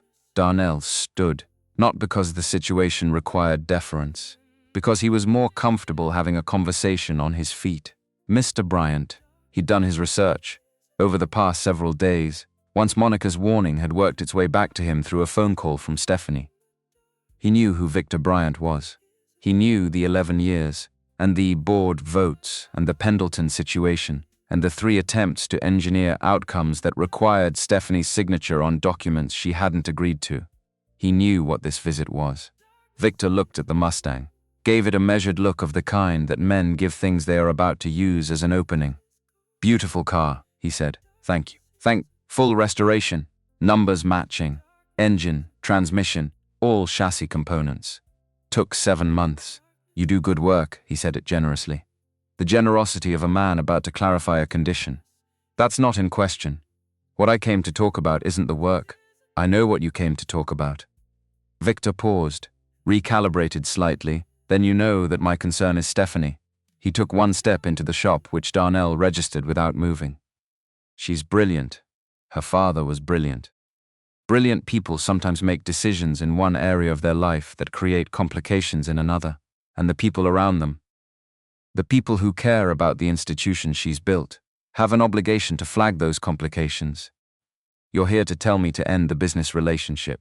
I'm here to suggest that the business relationship creates a vulnerability for her that she may not be fully accounting for, because he paused. Chose the next word with care. She's invested. The word landed the way it was meant to. Darnell looked at him for a long moment. Victor Bryant was not a stupid man. He was reading the situation correctly in some ways. Stephanie was invested. That was true. The question was what you did with that truth. Whether it was a vulnerability to be managed or an accurate account of something that deserved to exist on its own terms, Mr. Bryant, Darnell said. His voice was level. Not warm. Not threatening. The voice of a man saying something he's going to say once. The proposal on my desk from Coldwell Global has better documentation of merit-based justification than any contract I've seen in 15 years of running a shop. The evaluation terms are standard. The scope is real. If I pass the evaluation, it's because I earned it. He looked at the Mustang, then back. And whatever else is happening, that's between me and Stephanie, not between you and me. And not you and me in my shop at 9 at night. Victor held the look. He was a man accustomed to adjusting when a room didn't go the way he expected. And adjusting smoothly. No visible seam. Fair enough, Victor said. And the tone of it was not exactly retreat. More like a man putting something in a different pocket, somewhere closer. He walked back to the threshold. Stopped once. She's not easy, he said, without turning around. In case that isn't clear. She hasn't been easy to work with, or easy to know, or easy to be around. She's exacting and she's demanding, and she has standards that most people find exhausting to meet. I fix machines for a living, Darnell said. I don't find exacting exhausting. Victor Bryant walked to his car. The engine started. The headlights swept the bay door in reverse and then moved off down the street. Darnell stood in his shop, in the light, with the finished Mustang behind him and the night quiet outside. He thought about what Victor Bryant had said. Not the strategic parts, the last part. She's not easy. No, he hadn't thought she was. He thought about the umbrella in the rain, the way she'd pressed the scarf into his hand. The way she'd said, I don't know the protocol, as though the absence of one was a thing she was willing to name rather than improvise around. He thought about the phone call that should have been a phone call and wasn't. And the one that came after, when she'd said exactly what she should have said the first time. She had standards that most people found exhausting to meet. He closed the shop, drove home, chucked on Zoe, who was asleep with her hand on the turbofan Lego project that had been in progress for 3 weeks and was beginning to look, frankly, impressive for a 7-year-old who had started from a blueprint she'd drawn herself. He stood at the kitchen counter. The bank notice was there. 9 days now. He put the kettle on. Made tea he didn't particularly want. Stood at the window over the sink and looked at the neighborhood in the dark, the quiet residential scatter of lights, the particular sound of a city in the middle of the night. When the day traffic has gone and what's left is what remains, he thought about his father. There's patience and there's hiding. He knew which one he'd been doing. He wasn't going to do it anymore. He picked up his phone. It was 9:47. He sent a text. Victor Bryant came to the shop tonight. He watched the screen. The 3 dots appeared in under 20 seconds. Then, I know. I'm sorry then, 30 seconds later. I should have told you he was going to move. He typed. You could have, the dots again. Longer this time. Then, can I call you? He typed, yes. The phone rang. He picked it up. Her voice on the other end was not the CEO voice. And not the diner voice, and not the carefully calibrated professional register she'd used with Deborah White's call, still fresh between them. It was something closer to the voice she'd used, standing outside the gate at 2 a.m, when she'd stood in the mist and asked whether there was a person who could belong to both worlds. He had no right, she said. He had his reasons. His reasons are about control. They've always been about control. I know. He settled against the counter. Stephanie, I need you to hear me. I'm listening. I'm going to pass that evaluation. Not because I need the contract. Because I'm good at what I do and the work will show it. That's how I'm going to want this to go. He looked at the kitchen window. Whatever else is between us is separate. And I need it to be separate, not because I'm embarrassed by it. Because the opposite of that. A pause. The opposite of embarrassed, she said slowly. Because it means enough that I don't want it mixed up in something Victor Bryant can put in a slide deck. The line was quiet. Then, from her side of it, something shifted. A breath, a sound smaller than a word. Okay, she said. Okay, Darnell. Her voice was careful the way it was careful when she was working up to something she hadn't rehearsed. I'm not easy. I want to say that directly because someone probably told you, and I'd rather you hear it from me. I have high standards and I don't lower them, and I've made people feel judged by that when I didn't intend it. He said nothing. Let her finish. I also, she said, stood in the rain for 40 minutes holding an umbrella over your engine because I couldn't sit still in the car while someone else solved my problem. So, a breath. That's also true, he almost smiled. That precise almost, I know, he said. Both of those things. I've been paying attention. The board meeting was in 9 days. 9 days to document everything correctly, to pass an evaluation on the merits, to do this the right way, which was the only way he knew how to do anything. After they hung up, he went to the oak desk, the coffee ring, the framed photo, and pulled out a notepad. He started a list. Every vehicle in the Coldwell fleet. Every make and model from the proposal. Service schedules. Specifications. What each one would likely need. He wrote until 11:30. Then he went to bed, and this time he slept. Section 1. 9 days before the board meeting. He'd written the list. Now it was the day of. Darnell was at the shop, working on the Chevelle that Stephanie had sent over the previous week. A 1971 SS 396 in deep burgundy that had been, at some point in its history, someone's pride and then someone's storage problem. The fuel system was a puzzle. That was the word he used when he meant interesting, and didn't want to admit that interesting was one of his primary motivators. He knew the board meeting was happening. Stephanie had told him the timing. 10 in the morning, Coldwell Global's offices in the Columbia Center, 47th floor. She hadn't told him the agenda. She hadn't needed to. He knew the agenda. He worked on the Chevelle. At 10:17, his phone was face down on the workbench. He did not touch it.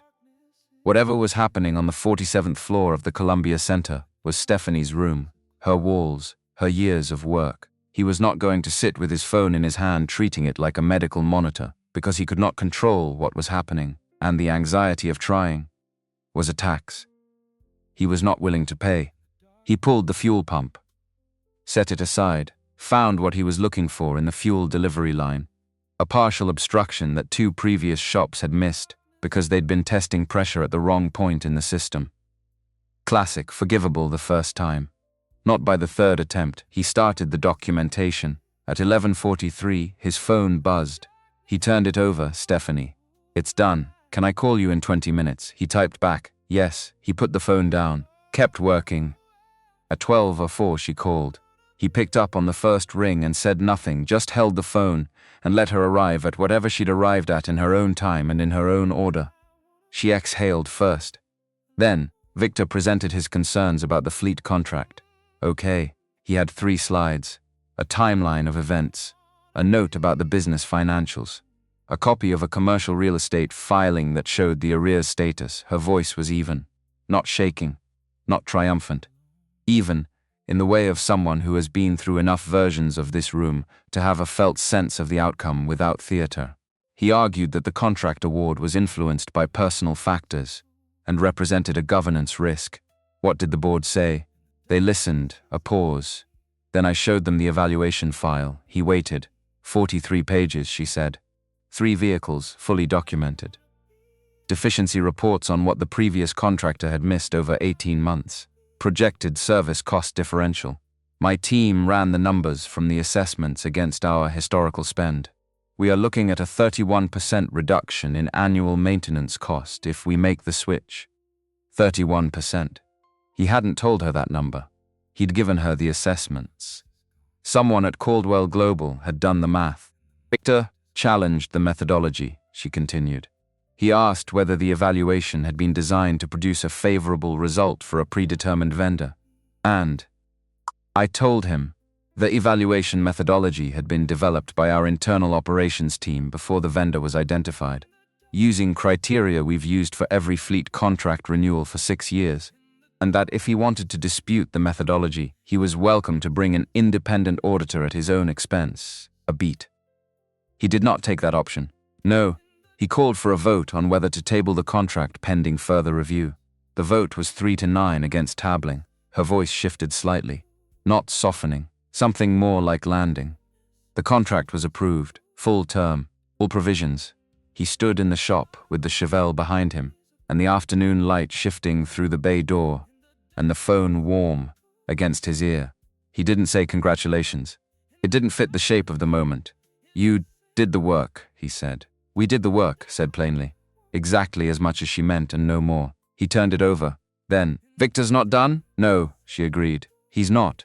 He'll find another angle, a pause. He usually does. How long has he been doing this? 6 years. Every significant decision. She was quiet for a moment. He's not wrong that I push fast sometimes. He's wrong about why. Why do you? Because I watched my father move carefully and strategically and build something extraordinary, and then die at 61 before he saw what it became. Her voice was level. Just fact. I don't move fast because I'm impulsive. I move fast because I watched someone run out of time, and I don't know how much time I have, and I'm not going to find out I wasted it. That sat in him in the way that true things sit, not comfortable, not uncomfortable. Just present, taking up real space. Stephanie, he found the right way to say it. Thank you for telling me about Victor. Before the board, after the shop visit, a breath. You didn't have to keep me informed. You chose to. Of course I did. Not everyone would have. A pause. I know you know that, she said. I know because of how you said it. He looked at the Chevelle. At the fuel line issue, he'd found that 2 other shops hadn't. At the documentation spread across his bench, the Chevelle has a fuel delivery problem, he said. I found it this morning.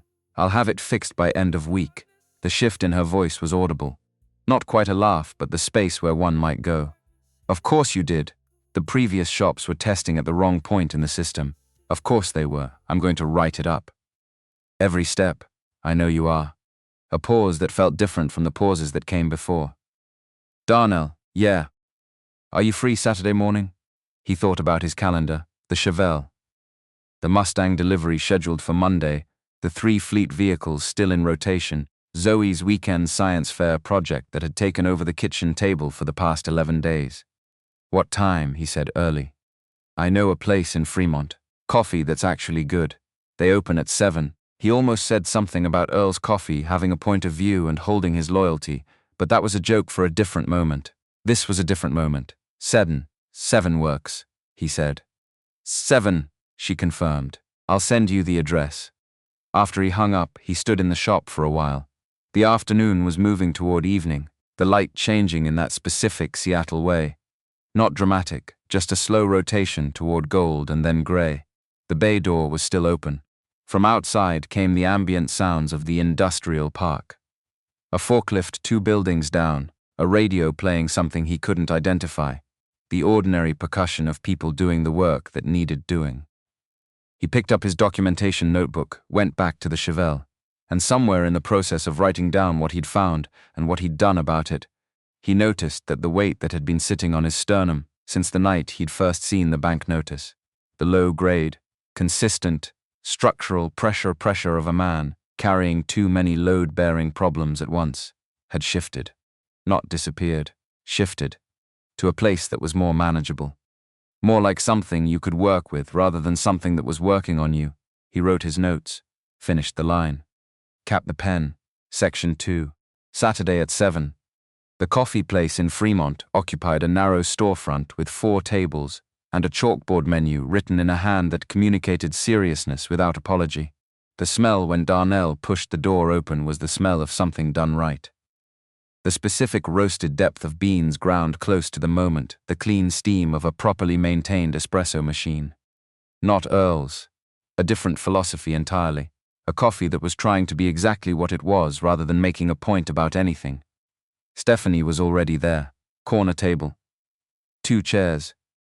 She had her hands around a ceramic cup, and she was looking at something on her phone when he came in, but she put the phone face down before he'd reached the table, which he registered as something she did when she decided.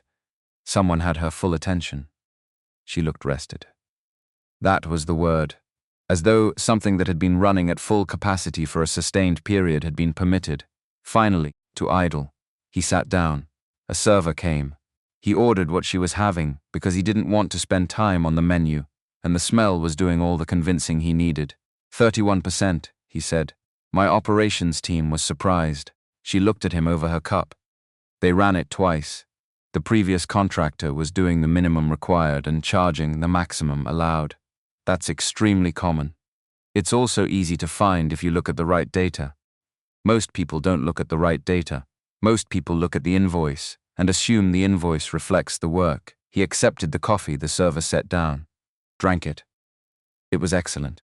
He noted this without saying it because she would already know. She was watching him.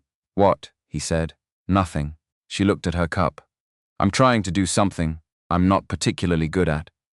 What? Not planning the next thing. She set the cup down, sitting in the current thing without already moving to what it requires.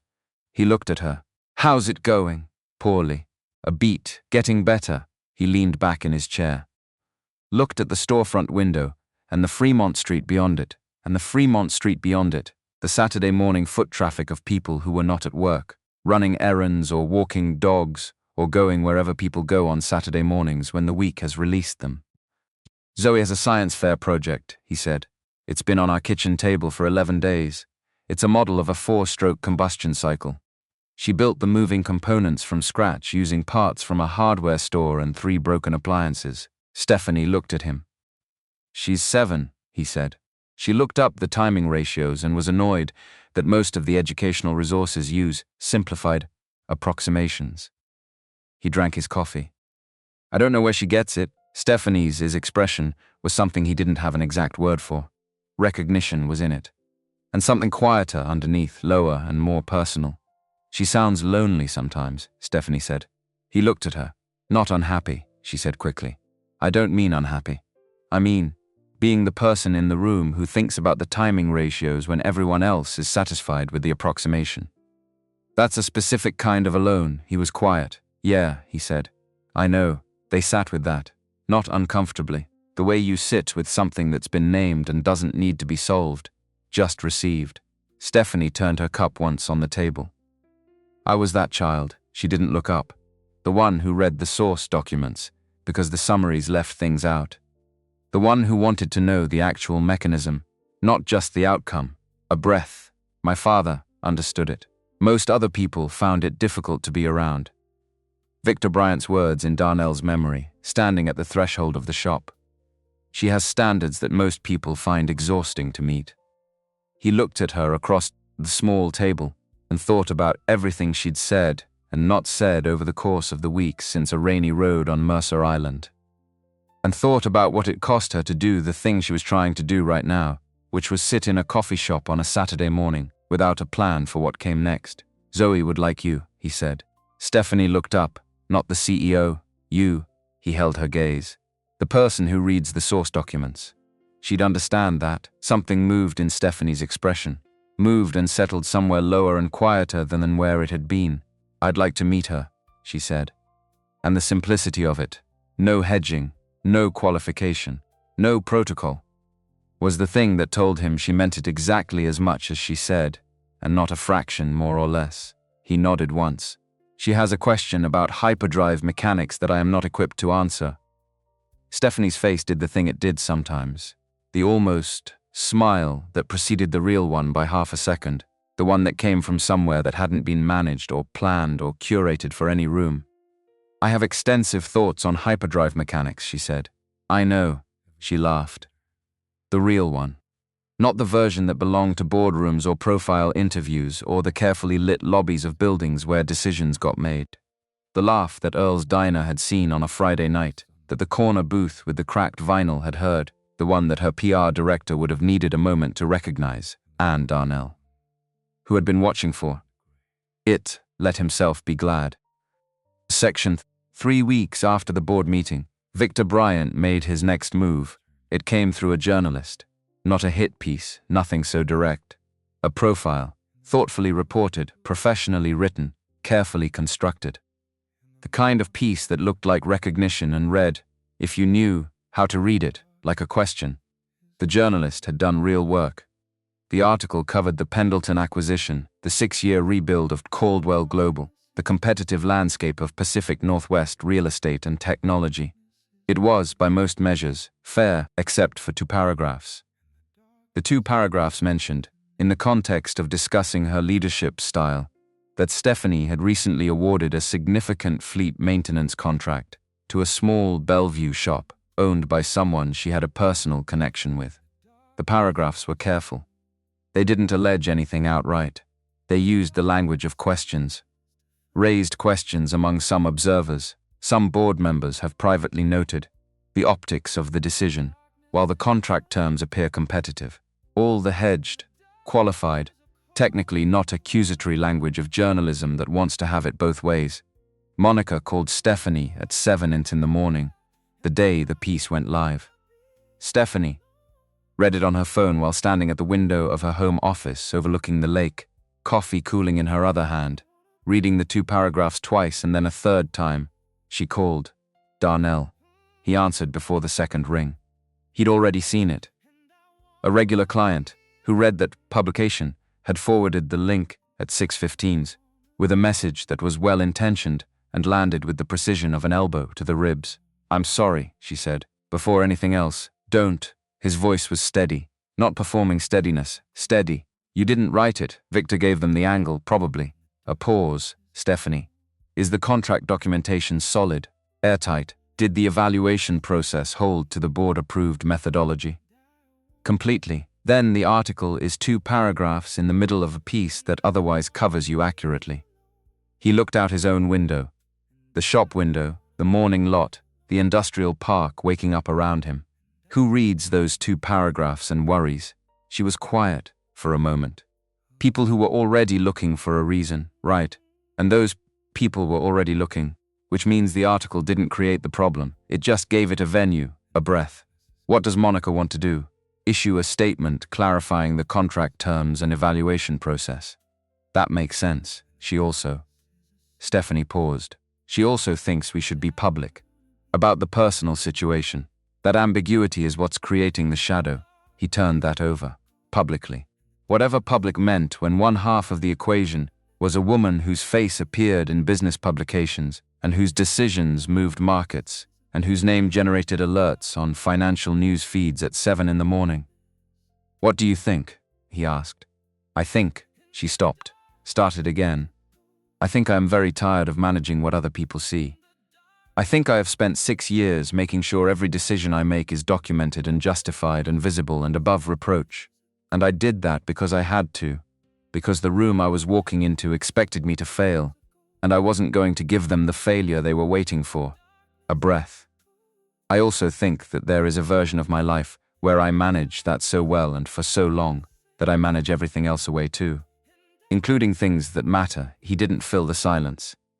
She let it go where it needed to go. "Monica's right," she said finally. "Ambiguity is the shadow, but I'm not going to be public about it as a strategy. I'm going to be public about it because it's true. And I'm tired of true things being invisible. Because they're inconvenient for the narrative." Someone else is trying to write, he thought about his father. About the man who had built something honest and stayed honest to it for 40 years and had not looked sideways at the cost of doing so. "Okay," he said. "Okay, you agree. Okay, I'm in whatever direction this goes." He paused. "I'm a mechanic in Bellevue, and you're going to get asked about me in rooms I'm not in." "Yes, and that doesn't bother you?" "Sir." Her answer was immediate, and it was the flattest, most certain thing she'd said to him across all the weeks, and the phone calls, and the rainy roads, and the diner coffee, and the board meetings. "Why would it bother me? You fixed my car in the dark, on a road that nobody knew I was on. You could have driven past. You didn't." A pause. "The rest is noise." He pressed his back against the wall of the shop and looked at the ceiling. "The rest is noise." He'd said something like that to her once, earlier, about what the article could and couldn't do, but she'd found the version that cut closer. "Stephanie," he said. "Yes. Bring Zoe's hyperdrive question when you come Thursday." He heard the breath of it, the sound of someone arriving somewhere they'd been heading without fully knowing it. "Thursday," she said. Section 4. The board fallout resolved the way most fallout resolves when the documentation is solid.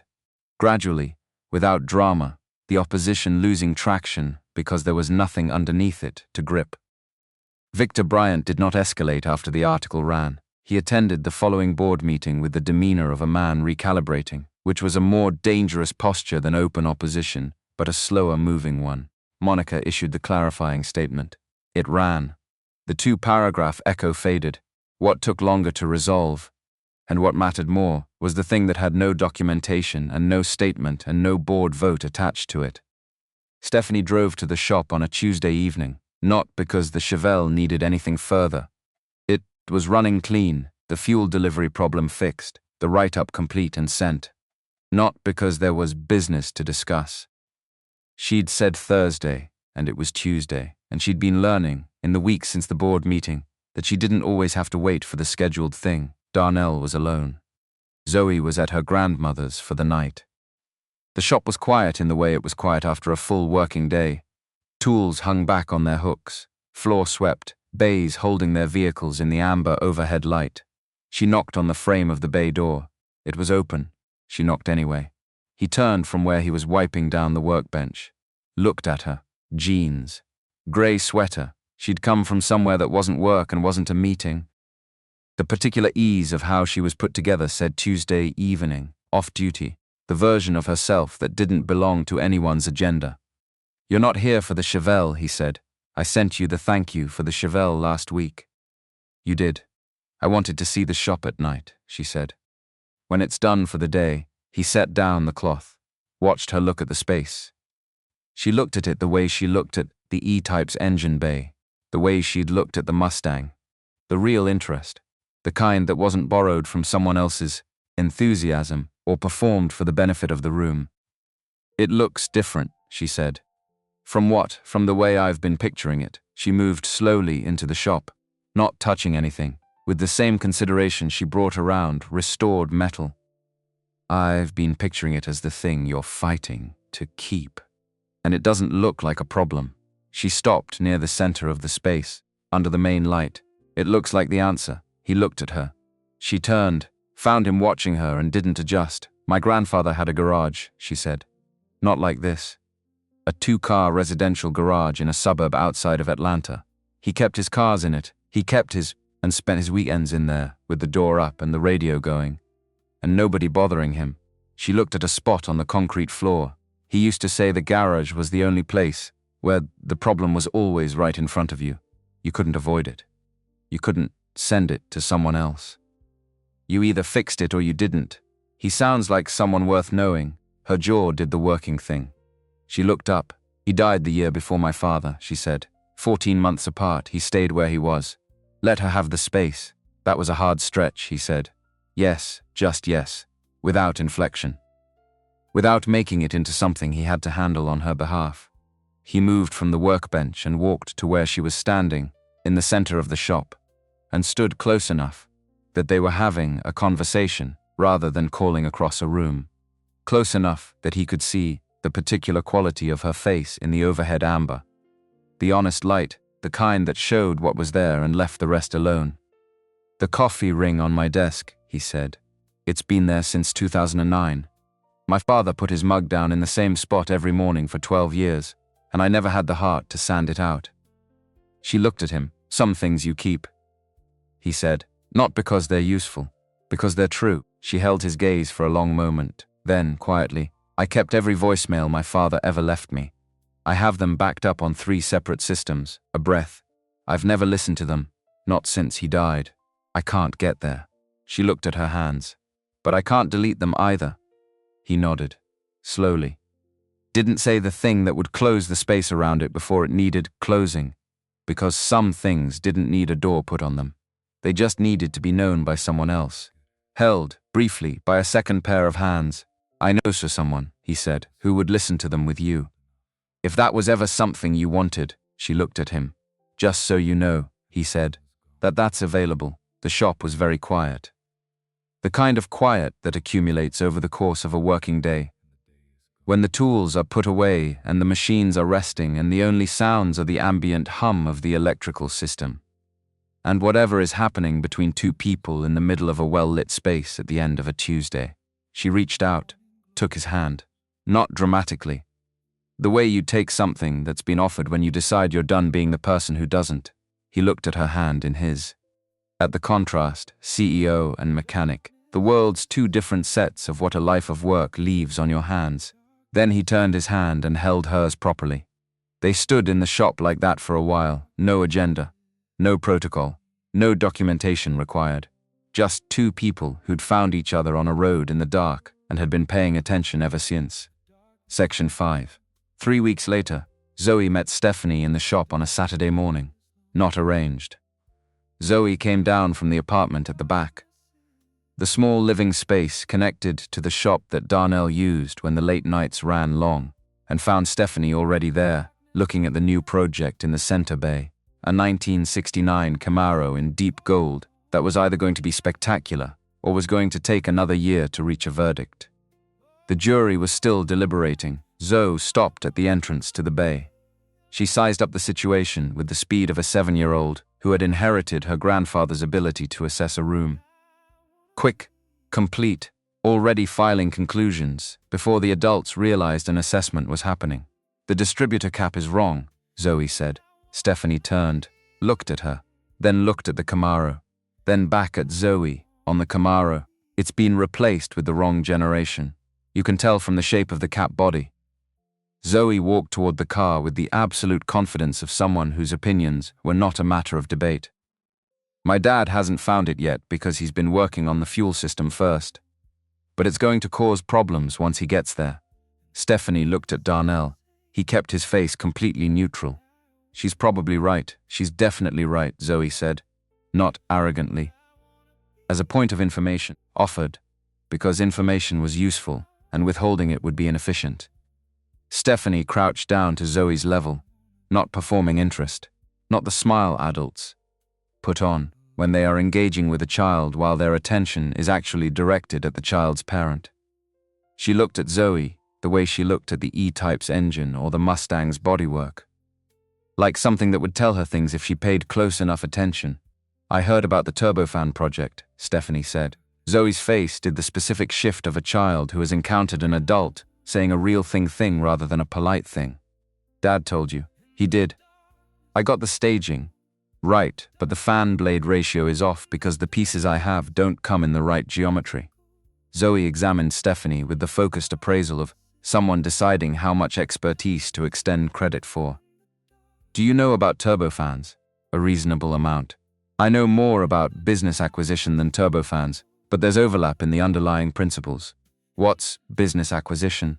When you identify invasible that something valuable that someone else isn't making full use of, and you arrange to bring it somewhere it can do what it's built to do. Zoe processed this, like when my dad finds an old car that someone gave up on. Stephanie looked at Darnell. He was looking at the middle distance with the careful blankness of a man who had decided not to have an expression about this. Exactly like that, Stephanie said. Zoe nodded, satisfied by the equivalence. Then, do you want to see the turbofan? Very much. Zoe led her to the workbench where the project lived. It had migrated naturally from the kitchen table to the shop 3 days ago. In the way that Zoe related things migrated naturally to where the real work happened. Stephanie leaned over the project and looked at it with the same attention she brought to everything that deserved it. And Zoe stood beside her, explaining the staging rationale and the compression sequence and the blade geometry problem. And Darnell stood back and watched his daughter talk to someone who was actually listening, not managing, not performing patience, listening, the way he'd listened to her in the diner. The way she'd listened when he talked about his father. He understood now that this was what she did with people she decided were worth paying attention to. She paid attention completely, without reservation, without one eye on the door. And it wasn't a skill she'd developed or a quality she performed. It was what she actually did when the walls came down far enough. At some point, Zoe said, "You could come back. If you wanted. I'm going to redo the first stage fan housing next week." Stephanie looked up from the turbofan and over at Darnell. He was looking at the middle distance again.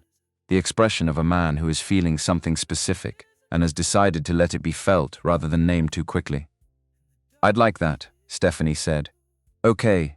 Zoe's tone carried the finality of a settled matter. She picked up a piece and began examining it for the next phase of the problem, which meant the conversation was complete and the adults should manage themselves accordingly.